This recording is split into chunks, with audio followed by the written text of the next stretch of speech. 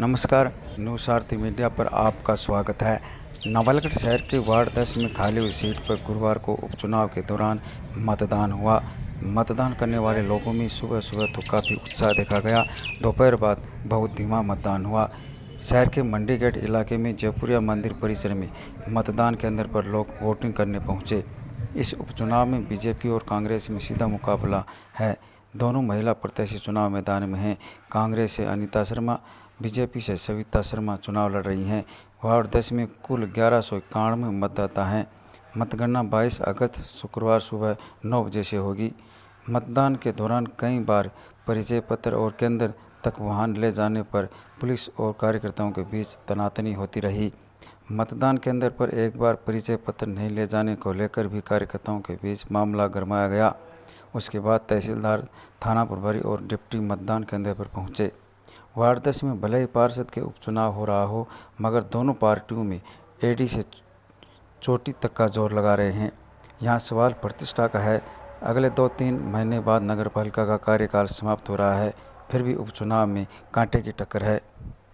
Ward 10 के अंदर उपचुनाव है, उसके अंदर 2 कैंडिडेट खड़े हुए हैं। सबसे बड़ी बात यह है, सुबह से ये एकदम शांतिपूर्वक भाईचारे के हिसाब से वोट पड़ रहे हैं और आज शाम तक देखना कोई इसके अंदर आपस के अंदर दिलचस्पी नहीं है और ज़्यादा से ज़्यादा वोट पड़ेंगे। लोगों का बहुत उत्साह है, लोगों के अंदर और ज़्यादा से ज़्यादा सद्भावना भी है, लोगों का प्रेम है। मेन तो और सत्ता वगैरह यहाँ पर कुछ नहीं है। यहाँ पर जो भी किसी को भी वोट दे रहे हैं वो दोनों ही एक परिवार की तरह ही है सब, और परिवार की तरफ से वोट देंगे और वोट देने के बाद हम आपस में वैसे करेंगे।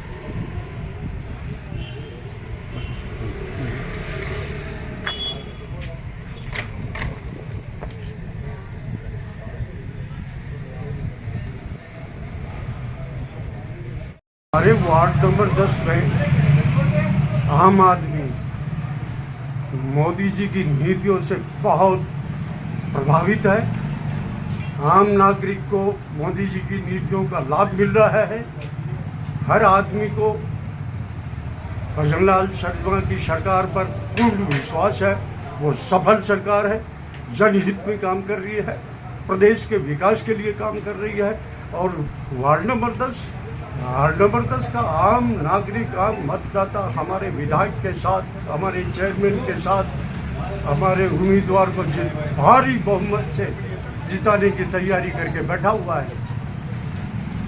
शानदार, शाम तक 60, 70, 75% तक मतदान की आपको रिपोर्ट मिल सकती है।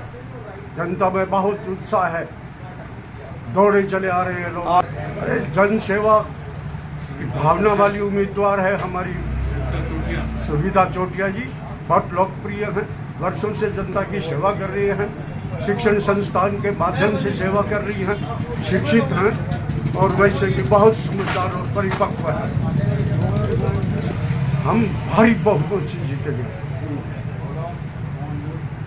गिनती और बाकी का टोटल तो बताएगा क्या कारण है आयोग बीजेपी जीतने का? क्या कारण रहेगा? बीजेपी के कार्यकर्ता जनता की सेवा करते हैं।